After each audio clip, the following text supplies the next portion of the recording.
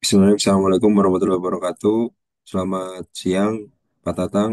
Jadi pada pagi hari ini, siang hari ini kami akan mempresentasikan paper review Implementation of Open Innovation Model Organizational Approach oleh Liliana Metkova pada tahun 2014. Eh, saya dari kelompok 7 dengan Mas Dian akan mempresentasikan paper review ini.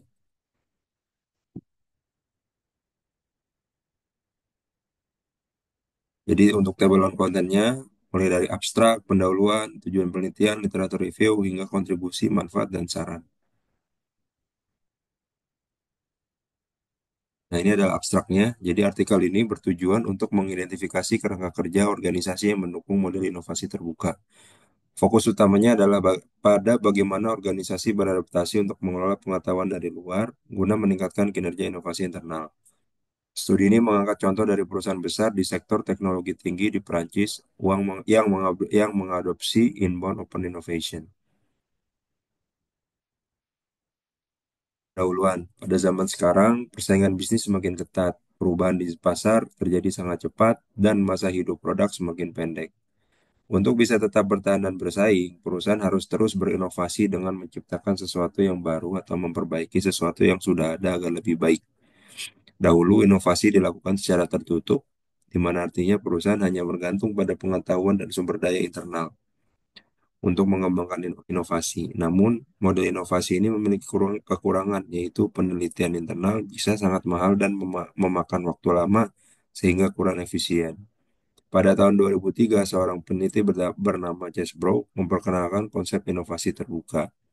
Dalam inovasi terbuka, perusahaan tidak hanya bergantung pada pengetahuan internal, tetapi juga bekerja sama dengan sumber eksternal seperti universitas, lembaga riset, perusahaan-perusahaan lain, atau individu dari luar perusahaan untuk untuk mendapatkan atau mengembangkan penemuan baru secara lebih cepat.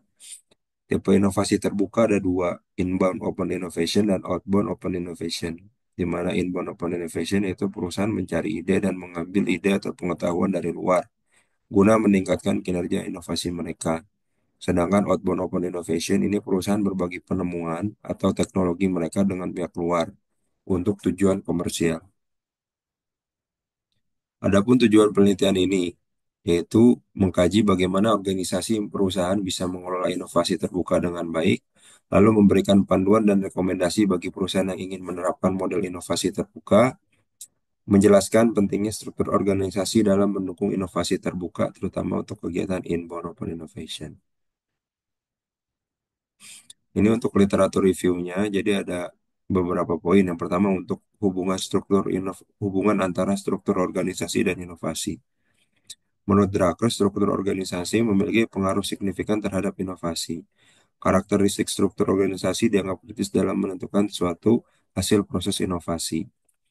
Lalu, untuk eksploitasi dan eksplorasi dalam struktur organisasi, inovasi eksploitasi memanfaatkan pengetahuan yang ada untuk merespon pasar dengan cepat. Sementara inovasi eksplorasi melibatkan pembaruan pengetahuan yang signifikan, menurut Rice and Birkinshaw. Karakteristik struktur organisasi yang mendukung organisasi terbuka. Agar eksploitasi dan eksplorasi dapat berjalan dengan harmonis dalam organisasi, diperlukan beberapa karakteristik khusus dalam struktur organisasi tersebut, menurut Channel and Monte. Channel and Monte mengidentifikasi karakteristik penting diantaranya fleksibilitas organisasi, komunikasi yang luas, dan jaringan keahlian ilmiah. Lalu untuk peran manajemen dan dukungan organisasi dalam inovasi terbuka. Agar penelitian menunjukkan bahwa manajemen puncak atau top manajemen memainkan peran yang sangat penting dalam mendukung inovasi terbuka, mereka bertanggung jawab atas susunan perubahan organisasi, penyelarasan fungsi-fungsi internal perusahaan, serta pendirian unit bisnis independen. Menurut Ciaroni et al. Tahun 2010. Selain itu, beberapa perubahan organisasi yang mendukung inovasi terbuka meliputi struktur dan pengukuran baru, peran dan organisasi khusus, serta sistem insentif. Lalu, kolaborasi eksternal dan jaringan inovasi. Dalam inovasi terbuka, kolaborasi eksternal menjadi sangat penting. Berkman and Walsh menyoroti pentingnya jaringan ini dalam fase awal inovasi, di mana perusahaan perlu mendapatkan pengetahuan baru yang belum dimiliki sebelumnya. Lalu penggabungan sentralisasi dan desentralisasi. Proses inovasi terbuka memerlukan koordinasi antara pendekatan yang terpusat dan desentralisasi. Pendekatan sentralisasi cenderung membantu dalam pengambilan keputusan yang lebih mudah dan manajemen risiko jangka panjang. Sementara desentralisasi lebih cocok untuk mendorong inovasi cepat.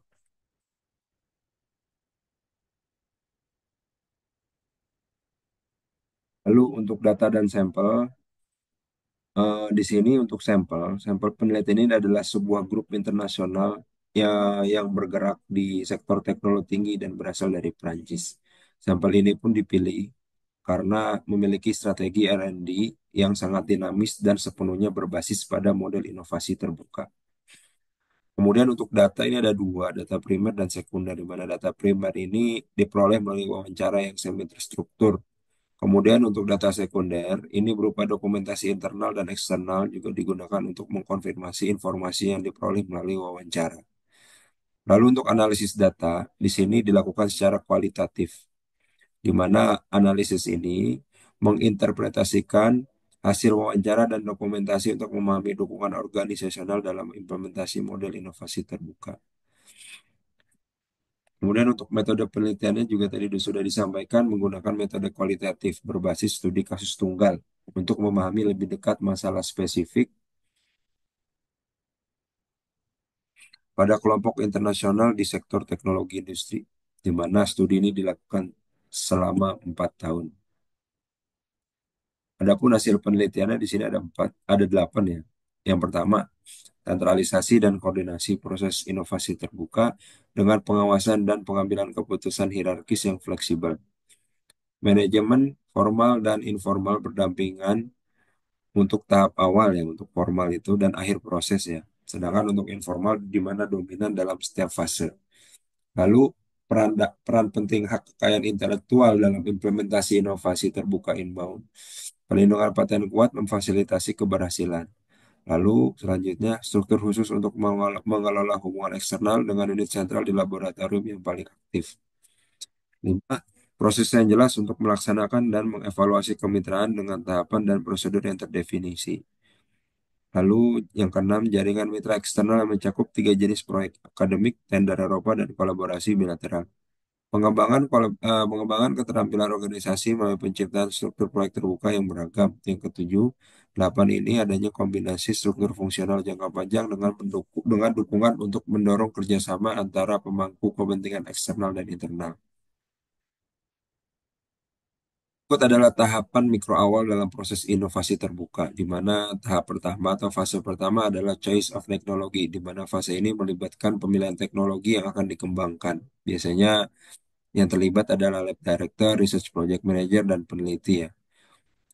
Lalu untuk fase 2 yaitu decision of external collaboration, di mana di fase ini keputusan untuk berkolaborasi dengan pihak eksternal dibuat, di mana yang terlibat ini seperti grup R&D manager, lab director juga.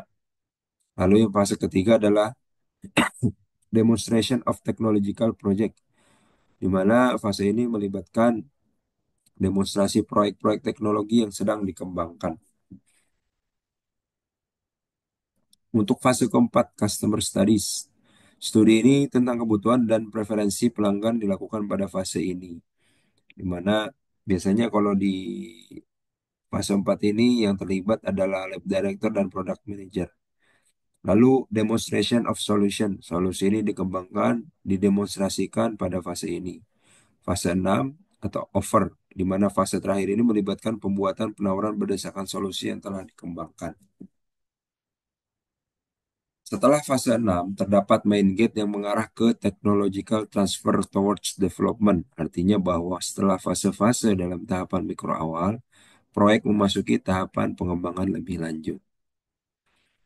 Lalu di sini hasil penelitian menunjukkan bahwa perusahaan mengadopsi pendekatan sentralisasi dan koordinasi dalam proses inovasi terbuka. Diperlukan adanya pengawasan hierarkis yang fleksibel serta pengambilan keputusan saat mengimplementasikan sentralisasi dan koordinasi pada proses pembukaan Dengan adanya koordinasi yang fleksibel ini, strategi kelompok dapat diimplementasikan secara memadai. Ini selanjutnya akan disampaikan oleh Pak Dian. Silakan Pak Dian. Selanjutnya, dari hasil penelitian juga menemukan bahwa keseimbangan antara manajemen formal dan informal dalam memfasilitasi adopsi inovasi teknis. Penelitian menemukan bahwa kedua jenis manajemen ini memiliki peran yang berdampingan, tetapi tingkatan yang berbeda dalam struktur organisasi. Manajemen formal lebih berperan pada awal dan akhir proyek penyusunan. Pada awal fokusnya adalah untuk membentuk keputusan yang mendukung penyusunan penelitian terbuka, sedangkan pada akhir proyek, manajemen formal bertanggung jawab untuk memastikan hasil-hasil proyek tersebut dapat dikembangkan dan diimplementasikan dengan baik. Di sisi lain, manajemen informal mendominasi sepanjang seluruh proses proyek, mulai dari fase awal hingga akhir. Hal ini menunjukkan pentingnya fleksibilitas dan pendekatan yang lebih spontan untuk mendukung inovasi teknis secara terus-menerus. Dengan demikian, perpaduan antara manajemen formal dan informal memberikan kerangka kerja yang efektif dalam memfasilitasi inovasi di berbagai tahapan. Selanjutnya, Mas.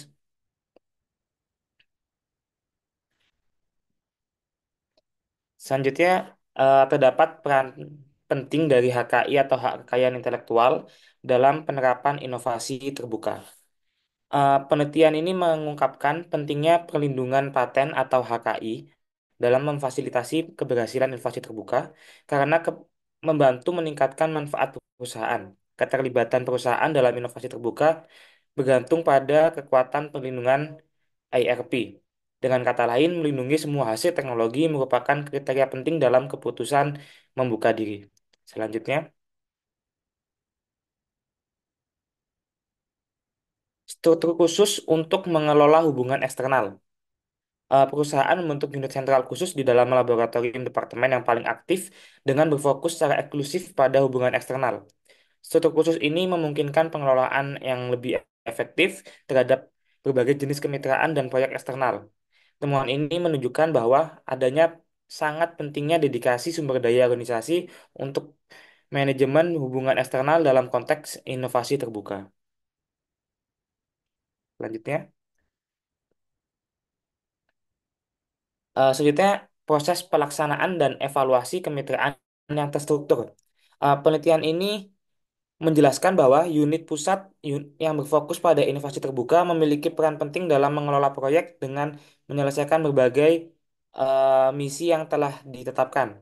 Yang pertama adalah keterlibatan dalam usulan terbuka atau inovasi terbuka. Unit ini melakukan analisa kesesuaian usulan dengan strategi umum perusahaan dan juga memvalidasinya.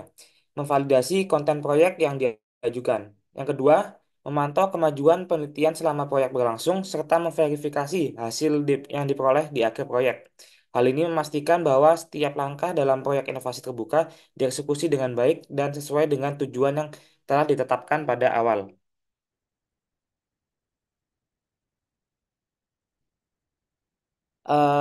Lebih lanjut lagi, penelitian ini mengungkapkan beberapa prosedur yang cukup penting yang harus dilalui sebelum sebuah proyek inovasi terbuka itu dijalankan. Yang pertama, mempelajari tentang kepentingan proyek, baik dari segi strategis, teknologi, maupun keuangan. Hal ini penting memastikan bahwa proyek tersebut selaras dengan tujuan perusahaan atau organisasi. Yang kedua, membentuk konsorsium yang melibatkan berbagai mitra seperti perusahaan besar, UKM, universitas, pusat penelitian, bahkan organisasi negara. Yang ketiga, menandatangani perjanjian kerangka standar baik untuk panggilan tender ataupun perjanjian bilateral tertentu. Langkah ini memastikan bahwa ada kesepakatan formal yang mengikat antara semua pihak yang terlibat sehingga proyek dapat berjalan dengan baik. Selanjutnya, terdapat beberapa prosedur yang penting pada saat proyek itu berlangsung. Yang pertama, pemantauan administratif. Pada tahap ini dilakukan pemantauan penyampaian hasil di setiap mikrofase proyek. Progres proyek dilihat melalui pendekatan kemajuan spiral untuk memastikan setiap tahapan administratif berjalan sesuai dengan planning awal. Yang kedua, pemantauan teknis. Unit konsorium memantau parameter teknis dari proyek yang telah ditetapkan dalam perjanjian, memastikan bahwa semua anggota konsorium memenuhi standar teknis yang disepakati selama pertemuan awal. Yang ketiga, pengkajian komersial. Pada tahap ini, unit mempelajari harapan sosial dari klien terkait dengan aspek komersial untuk memastikan bahwa proyek ini tidak hanya berfokus pada inovasi, tetapi juga memenuhi standar pasar maupun dari pelanggan. Jaringan mitra eksternal yang beragam. Perusahaan membangun jaringan mitra eksternal yang menawarkan beberapa prospek pengembangan berbeda seperti perjanjian kerangka kerja bilateral yang berupa mencapai perjanjian kerangka kerja strategis atau penawaran tender internasional yang berupaya mencapai proyek bilateral tertentu dengan mitra yang terjalin hubungannya. Terdapat tiga jenis proyek, diantaranya yang pertama, proyek pemangku kepentingan akademik, melibatkan kerjasama dengan institusi akademik untuk penelitian dan pengembangannya. Yang kedua, proyek dalam tender Eropa. Ini melibatkan berbagai mitra seperti lembaga, perusahaan, dan pusat penelitian dalam kerangka proyek lebih luas di tingkat internasional. Yang ketiga, kolaborasi bilateral. Dilakukan secara khusus dengan perusahaan mitra tertentu, fokus pada perjanjian yang lebih spesifik dan terarah. Dari penelitian ini dapat kita simpulkan beberapa poin.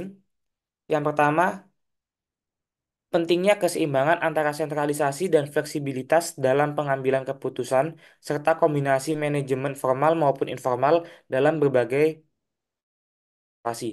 Yang kedua, peran HKI atau hak kekayaan intelektual dan pentingnya struktur khusus untuk mengelola hubungan eksternal menjadi sorotan dalam mendukung keberhasilan inovasi terbuka.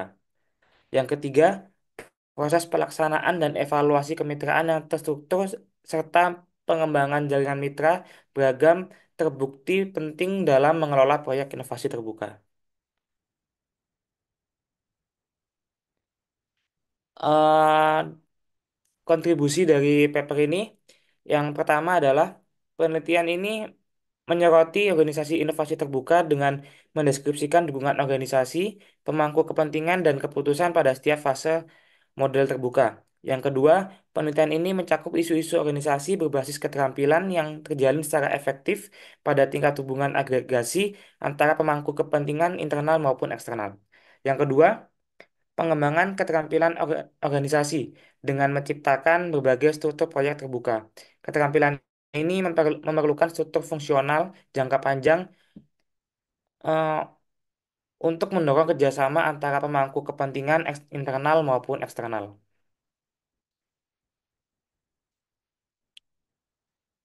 Manfaat dari penelitian ini. Manfaat dari penelitian eksploratif yaitu memberikan refleksi tentang peran dukungan organisasi dalam membangun model inovasi terbuka.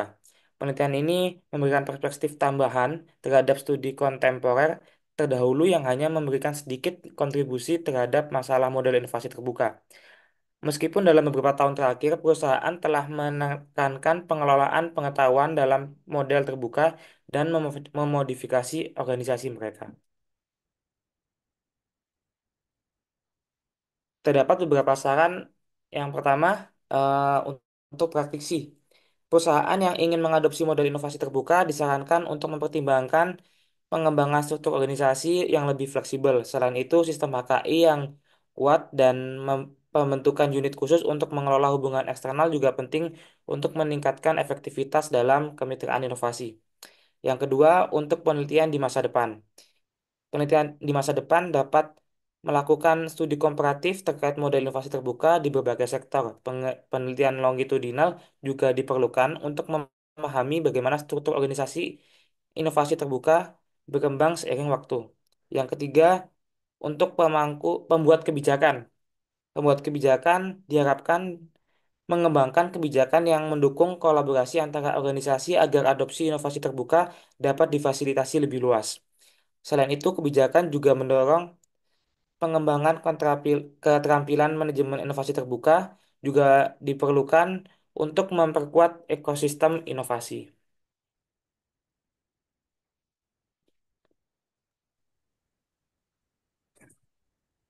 Cukup, Pak Arvin? Ya, demikian Pak Tatang atas presentasi kami. Terima kasih atas waktunya. Kami akhiri. Mohon maaf apabila ada kesalahan dalam penyampaian presentasi kami. Assalamualaikum warahmatullahi wabarakatuh.